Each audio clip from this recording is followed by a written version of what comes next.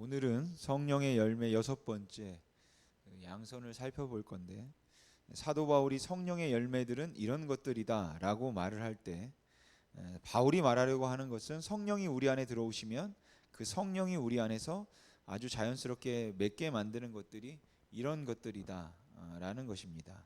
근데 그 반대로 우리가 그런 것들이 있어야 성령이 우리 안에 계시는 것이다 라고 이야기를 하면 이제 말이 조금은 복잡해질 수 있을 것 같습니다. 왜냐하면 이렇게 되면 마치 우리가 구원을 행위로 아니면 우리의 어떤 선한 모습으로 구원을 받는다고 말하기가 쉽기 때문에 이제 그렇습니다.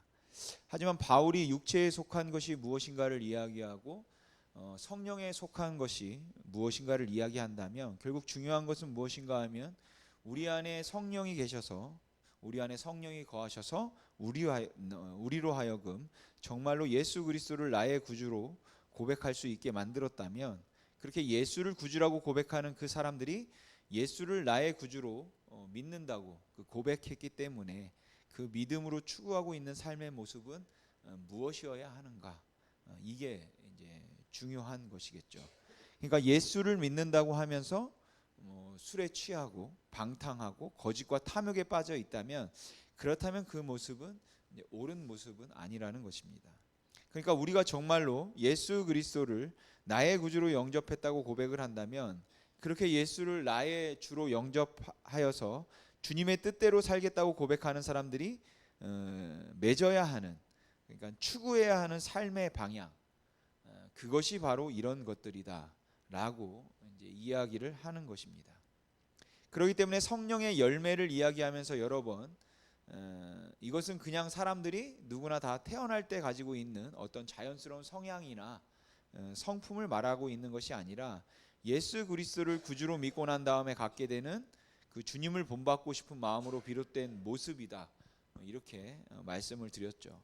또한 성령의 열매는 이렇다라고 할 때 그냥 가만 내버려둬도 저절로 이렇게 될 거다 하는 의미가 아니라 우리가 추구해야 하는 방향은 어디인가 하는 것을 의미한다고 말씀을 드렸습니다. 그렇기 때문에 이것이 바로 우리가 추구해야 하는 것이고 또 우리가 원하는 삶의 자세이고 이제 모습이라고 할 수 있습니다. 오늘은 그 중에 하나인 양선에 관해서 살펴보겠습니다. 양선이라는 말 여러분 보통 쓰십니까? 양선이 뭔지는 아십니까? 양선이라는 말은 아마 우리는 교회 아니면 쓰지 않는 단어 같아요.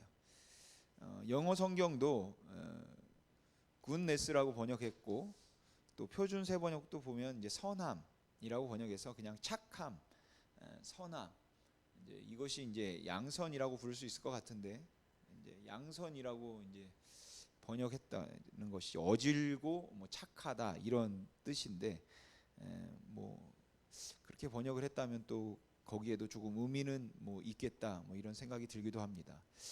여러분은 착하다는 말을 들어보셨습니까? 착하다라는 말을 들어보셨나요? 뭐 남한테는 아니어도 뭐 부모님이나 뭐 할아버지 할머니한테는 들어보셨을 거다라고 생각됩니다. 저도 부모님으로부터 착하다는 말은 좀 들어봤습니다. 근데 언제 그런 말을 뭐 하냐면 이제 하시냐면 심부름이나 뭐 어떤 거를 좀 해달라고 부탁하시고 그걸 제가 이제 해줬을 때 이제 그런 말 들었던 것 같아요.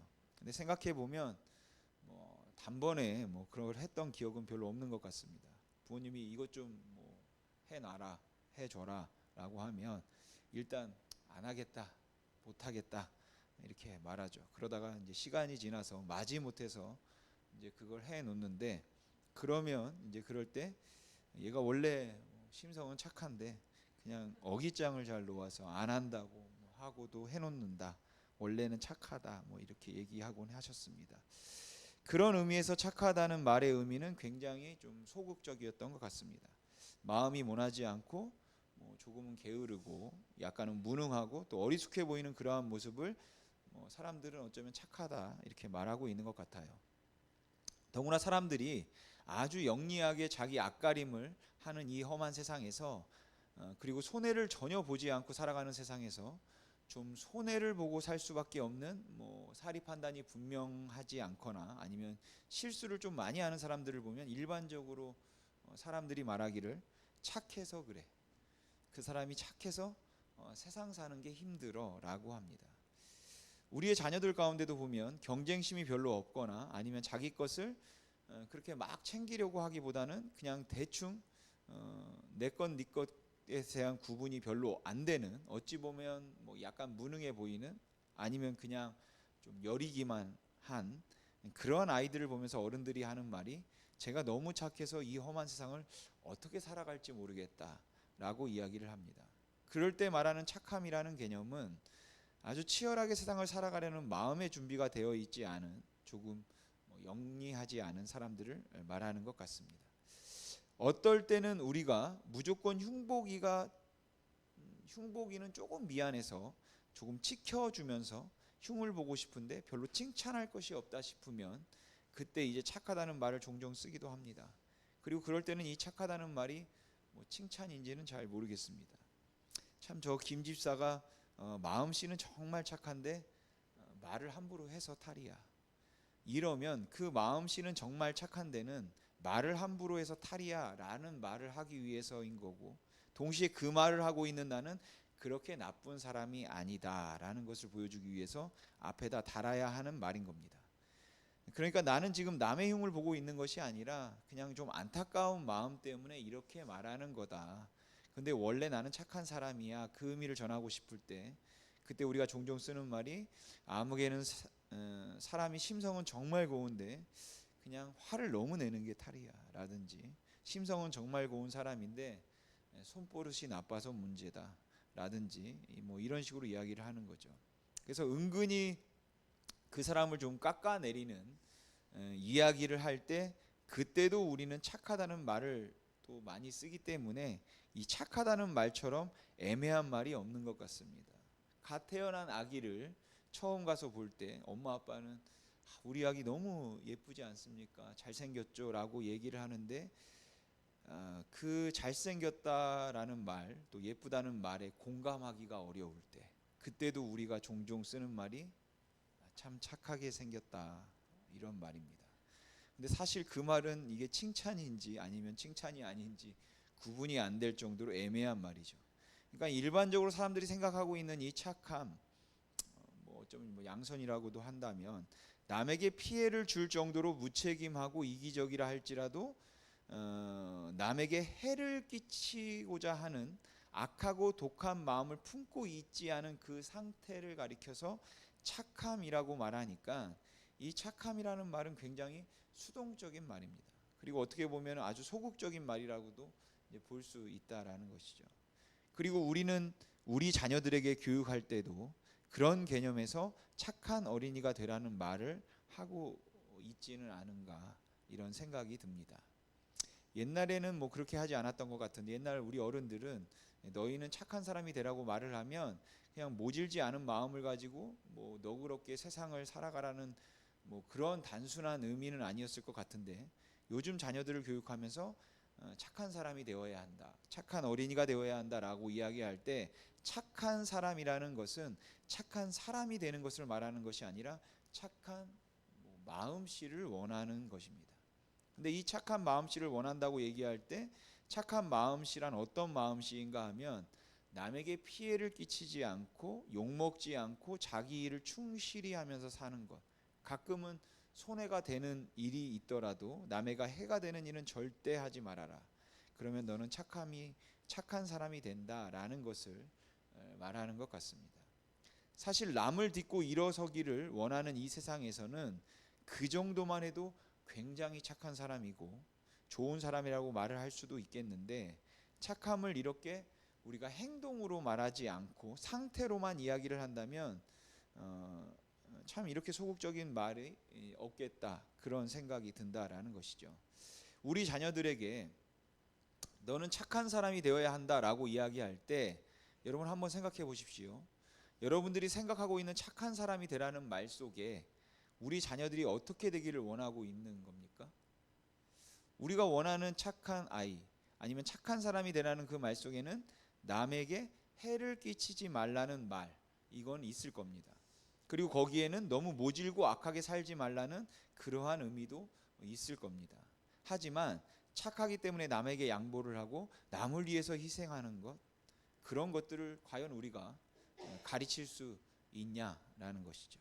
왜냐하면 자꾸 그렇게 희생하면 이 세상에서는 성공 못하는 겁니다. 남을 이겨야 성공하는 법이죠. 그렇게 남을 이겨야 성공하는 세상을 살아가면서 착한 아이가 되라고 말을 하는데, 그래서 정말 남에게 양보를 하면 어떻겠습니까?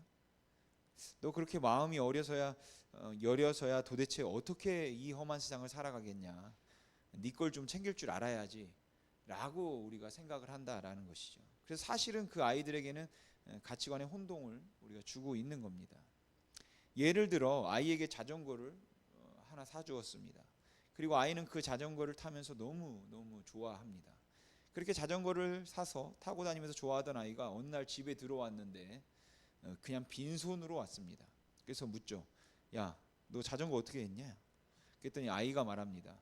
옆집 아이가 너무 타고 싶어 하길래 그냥 줬어. 그러면 엄마 입장에서 그래, 참 잘했다 이 말 할 수 있을까요? 이건 돈이 있고 없고를 떠나서 그 아이가 걱정이 된다는 거죠. 이렇게 자꾸만 주기 시작하면 이 세상에서 이 아이는 정말 자기 앞가림도 못할 거라는 그런 생각을 하게 된다는 겁니다. 물론 무책임하게 그렇게 사는 것을 의미하는 건 아니더라도 우리의 착함에 대한 정의는 행동을 가리키기보다는 오히려 그냥 단순히 마음씨 정도를 의미하는 것 같습니다. 그래서 이렇게 가르치면 어떨까 싶습니다. 착한 사람이란 착한 일을 하는 사람이 착한 사람이다.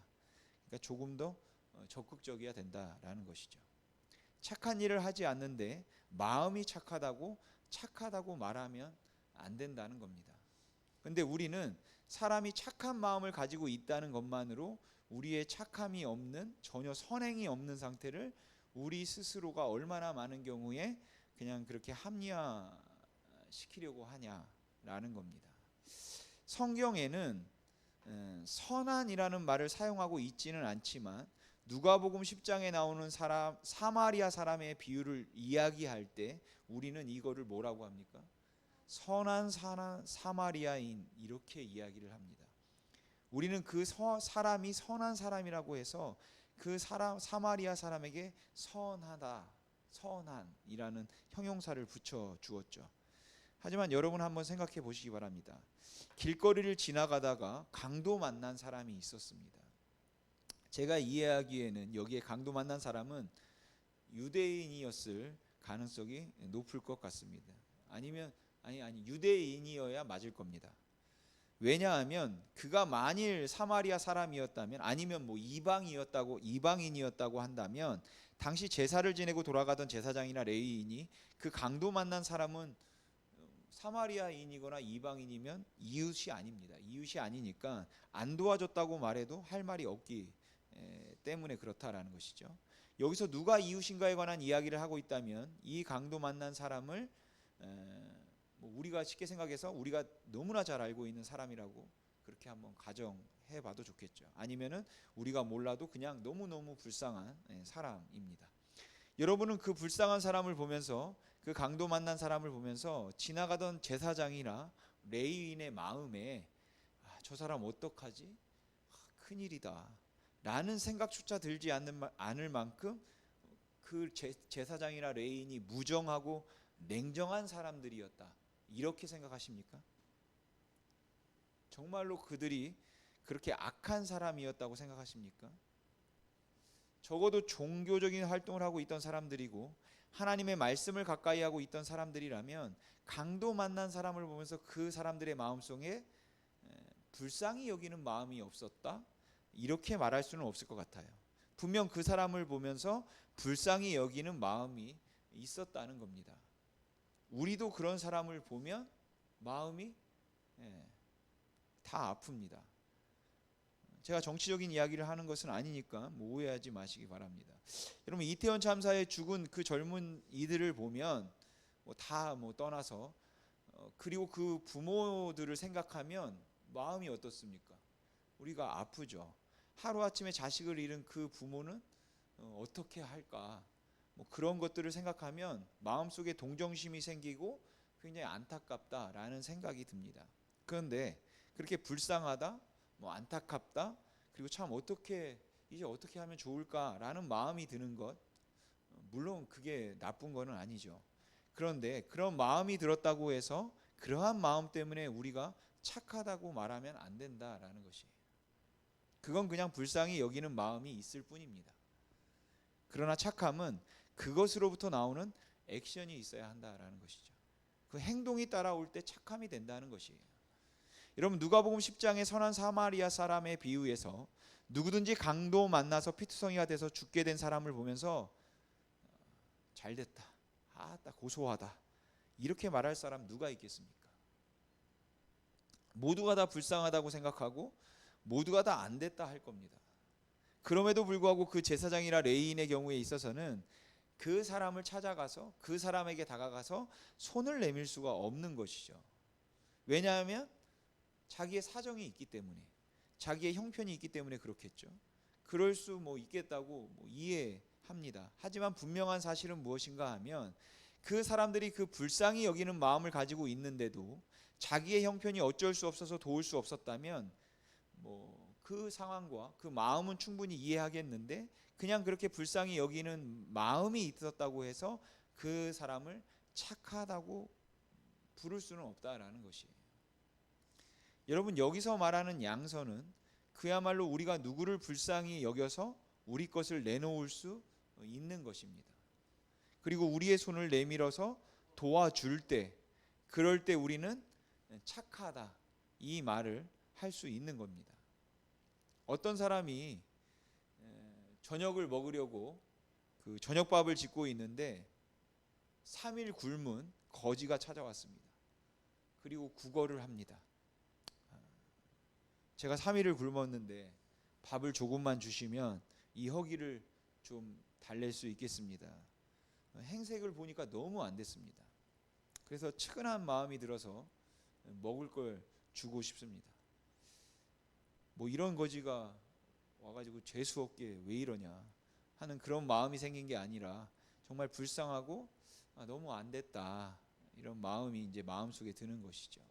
그래서 밥을 좀 줘야 되겠다, 이 생각을 했습니다. 근데 한편으로 생각해 보니까 내가 오늘 점심을 좀 부실하게 먹은 거예요. 그래서 저녁을 점심 제대로 못 먹은 것까지 해서 딱 2그릇 정도의 밥을 했는데, 한 그릇을 저 사람을 주고 나면은 나중에 내가 배가 고플 것 같다라는 이제 생각이 좀 드는 것이죠. 그래서 정말 안 되고 불쌍한 마음이 드는데 사흘을 굶은 사람에게 이렇게 말합니다. 정말 죄송합니다. 오늘 제가 점심을 잘 못 먹어서 2그릇 먹어야 되거든요. 그러니까 제가 드릴 수 없습니다. 정말 미안합니다. 정말 불쌍히 여기는 마음이 있고 정말 미안한 마음이 있습니다. 근데 우리가 그럴 때 그러한 마음 때문에 참 저 사람이 마음씨가 너무너무 좋다, 너무 착한 사람이야, 이렇게 말해야 하냐는 것이죠. 오히려 그건 착한 게 아니죠. 그냥 불쌍히 여기는 마음은 있었지만, 긍휼히 여기는 마음은 있었지만 아직 착하게 행동하지는 않은 겁니다. 근데 우리는 그것을 자꾸 합리화시키려고 하는 경우가 있다는 것이에요. 우리 애들은 너무 착합니다. 우리 교회 애들은 너무 착합니다. 무슨 착한 일을 하는데요? 무슨 일을 하는데 착합니까? 딱히 착한 일을 하는 건 아니지만 말썽을 안 부리잖아요. 그러니 얼마나 우리 애들이 착합니까? 그냥 노인이 쩔쩔 내면서 무거운 짐을 들고 가도, 연세 높으신 분들이 시장 바구니를 힘들게 들고 와도 우리 애들은 너무 착해서 방해를 하지 않습니다. 밀쳐내지도 않고 길을 막지도 않고 그냥 물끄러미 쳐다만 보고 있어도 그래도 우리는 말하기를 우리 애들은 착하다, 이렇게 말합니다. 방해하지 않으니까. 인사하지 않아도 착하고 누구를 도와주지 않아도 착하고 그냥 그 마음은 다 곱고 착한 아이들이다, 그렇게 말하는 경우가 우리가 사용하고 있는 착함은 아닐까, 이런 생각이 든다라는 것이죠. 어려운 사람을 도와주고 무거운 짐을 지고 힘들어하는 사람이 있으면 우리가 그 짐을 들어주고, 배고픈 사람이 있으면 나누어 주는 사람, 그 사람이 착한 사람이다. 우리는 우리 자녀들에게, 또 우리의 다음 세대들에게 그렇게 가르쳐야지, 그냥 착한 마음씨만 가지면 착한 거야 라고 가르칠 수는 없다는 겁니다. 여러분, 하나님의 선하심과 하나님의 자비, 은혜가 어떻게 다를까라고 이야기하면, 하나님에게 있어서 선함은 악과 대치가 되는 그러한 개념입니다. 그러니까 하나님이 선하시다는 말은 하나님이 모든 도덕적인 행동의 기준이 된다라는 것이에요. 그래서 적당히 거짓말하고 도둑질하는데도 선하다는 말은 모순입니다. 왜냐하면 하나님의 선하심이라고 하는 것은 거기에는 도덕적인 면이 굉장히 강해서 악하지 않은 것이 선한 것이고, 하나님의 선함이라는 것은 옳고 그름을 판단해서 하나님이 옳다고 말하는 것이 선한 것이라고 우리가 생각하기 때문에 그렇습니다. 그런 의미에서라고 한다면 우리는 그냥 단순히 무책임하게 행동을 해서 노름을 해서 가산을 탕진하는 사람이 있음에도 불구하고 우리가 말할 때 저 사람이 참 책임감은 없긴 하지만 착한 사람이야, 참 선한 사람이다, 마음씨는 참 착한 사람인데 노름을 해서 문제다. 저 사람은 가만히 보면 심성은 너무너무 착한 사람인데 그냥 가끔씩 욱해서 아내를 자꾸 때려서 문제야 라고 하기도 하는데, 아니 어떻게 아내를 때리고 착하다는 말을 우리가 들을 수 있겠습니까? 어떻게 자기 마음대로 살면서 착할 수 있냐라는 것이죠. 그런 의미에서 착함은 우선은 우리가 얼마나 선하게 사는가를 이야기해야 할 것 같습니다. 여러분, 하나님께서 우리에게 그 하나님의 선하심을 보여주실 때 하나님이 우리를 보시면서 불쌍히 여기는 마음이 있고 우리를 긍휼히 여기는 마음이 있어서 저들이 다 지옥 가겠구나, 저렇게 살다가 저 지옥에 가는 저 불쌍한 인간들 참 안 됐다 라는 마음을 가지고 계셨다면, 저는 그 마음만 가지고 계신 것을 갖고 하나님의 선함을 말하기는 어렵겠다, 이렇게 생각이 듭니다. 그런데 하나님께서는 우리가 그렇게 고통당하고 고난당하는 모습을 보시고 우리를 불쌍히 여겨서 우리를 위해서 액션을 하셨다라. 당신의 아들을 우리에게 주셨습니다. 그리고 그 아들을 통하여서 그를 믿는 자들을 구원하시는 그 구원의 길을 열어주셨다라는 것이에요. 우리가 죄인임에도 불구하고, 우리가 범죄해서 하나님을 떠났음에도 불구하고 하나님께서 우리를 지켜주셔서 하나님은 우리에게 일용할 것을 주시고 우리의 삶을 보호해 주시고 우리를 지켜주셨습니다. 그리고 하나님께서 그렇게 지켜주시고 필요한 것을 공급하실 때 우리는 그 하나님의 선하심을 말할 수 있는 겁니다.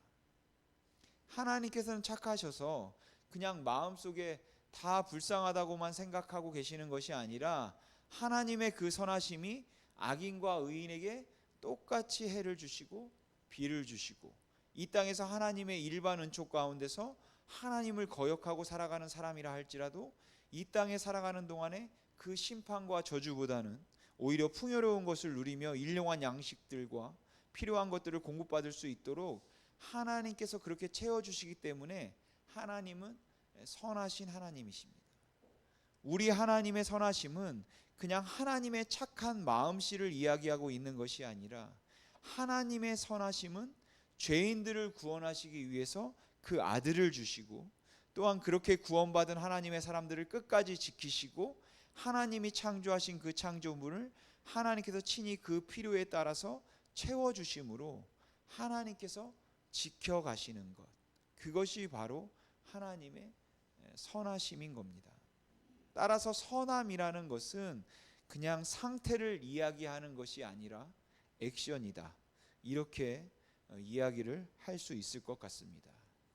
그럼 교회는 어떻습니까? 아마 이 시대의 교회의 문제 중에 하나가 있다면 무엇인가 하면, 교인들이나 교회가 세상 사람들에게 착하다, 참 착하다, 이 말을 못 듣고 있다는 겁니다. 교회를 착하다고 생각하지는 않는다는 거예요. 근데 여러분, 교회가 착하지 않습니까?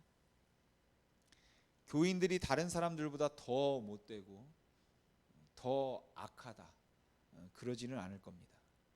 근데 기준이 다른 게 뭔가 하면 우리가 생각하는 우리 교회가 괜찮다, 착하다 생각하는 것은 악을 행하거나 아니면 다른 사람들에게 해코지를 하지 않는다는 것 정도로 만족하고 있기 때문에 그런 거고, 이 각박한 세상에서 사람들이 교회에 기대하고 있는 것은 그냥 단순히 자기를 잘 보호하고 남에게 해를 끼치지 않는 것 정도가 아니라, 뭐 지금은 뭐 남에게 해를 끼치는 일도 제법 하지만 그런 남에게 해를 끼치지 않는 것 정도가 아니라 좀 더 사회에 소외되고 어려운 곳을 돌봐달라라는 거예요. 근데 도움은 주지 않고 전혀 그들을 위해서 아무것도 희생하지 않고 그냥 정말 미안합니다, 참 안 됐습니다, 돕고는 싶은데, 여러분이 아시는 것처럼 우리가 교회를 지금 신축하니라 정신이 없습니다. 이거 다 짓고 나면 그 다음에 저희가 도와드리겠습니다, 정말 미안합니다.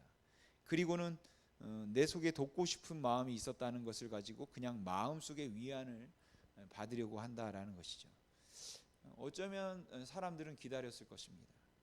그래, 교회 신축하고 나면 그 다음에는 도와주겠지. 그렇게 한 10년 뭐 기다렸을까요? 그래서 세상 사람들이 이제는 좀 도와줄까라고 생각했더니 그렇게 교회를 지어놨더니 교인들이 자꾸 불어납니다. 그래서 비전센터 짓느니라고 지금 정신이 없어서 비전센터 짓고 나면 그때 도와드리겠습니다. 비전센터 짓고 난 다음에는 그 다음에는 기도원 만들어야죠. 수양관 만들어야죠. 성교관 지어야죠. 그 다음에는 교인들을 위해서 또 복지 사업을 위해서 노인관을 또 만들어야 됩니다. 그 이후에는 또 교인들을 위해서 또 무덤 만들어야죠. 장지 준비해야죠. 우리 자녀들을 위해서, 우리 교인들을 위해서 우리가 준비하는 것이 너무 많다 보니까 세상 사람들이 교회를 보면서 하는 말은 교회가 착하진 않다. 참 마음씨는 좋은데 착한 일은 별로 안 해. 저는 이게 그동안 뭐 그렇지 않은 교회들도 많이 있지만 우리 교회의, 한국 교회의 역사적으로 볼 때 그동안 교회와 교인들이 가지고 있는 문제일지도 모르겠다, 이런 생각을 합니다. 성령의 열매는 양선이다 이렇게 말을 하면 그냥 마음씨는 착해, 심성은 고와, 이 정도가 아니라 착한 일을 안 했으면 그럼 착하지 않은 겁니다. 우리의 자녀들을 가르칠 때도, 우리가 교회를 이야기할 때도 우리가 선행을 하지 않고 있으면 우리는 착하다는 말을 하면 안 된다라는 것이죠. 그래서 그 행동으로 나타날 때 비로소 우리가 착함을 말할 수 있겠다는 생각이 듭니다. 조금 희생이 되더라도, 조금 나에게는 손해가 되는 것 같더라도 남의 유익을 위해서 내 것을 내놓을 수 있을 때, 그리고 조금씩 나누려고 할 때, 그것이 바로 진정한 의미에서 양선일 것이고, 그 양선의 열매가 성령이 우리 안에 거하신다면 나타난다라고 볼 수 있을 것 같습니다. 사도행전에 보면 누가가 바나바를 설명하면서 바나바는 착한 사람이다 이렇게 이야기합니다. 근데 누가가 바나바를 착한 사람이라고 불렀던 그 배경은 그가 뭐 심성이 고와서 그냥 누가 안 되는 걸 보면 너무 마음이 안쓰러워하는 사람이라는 뜻이 아니라, 그가 착한 사람이었다는 이야기를 할 때 그 상황은 그가 가난한 사람들을 위해서 자기의 땅을 팔았을 때 그 배경에는 그것이 있다라는 것이죠. 그러니까 액션이 있을 때 누가는 바나바를 착했다 이렇게 말했다는 겁니다. 바라기는 저와 여러분들이, 물론 우리가 세상에서 모든 착한 일을 뭐 다 할 수는 없죠. 다 하고 다닐 수는 없지만 그래도 심히 있는 교회 사람들은 참 착해요 라고 말하면 왜요? 라고 물을 때 사실은 이렇게 했어요 할 수 있는 그 액션이 있기를, 착함이 있기를 주님의 이름으로 소망합니다. 기도하겠습니다.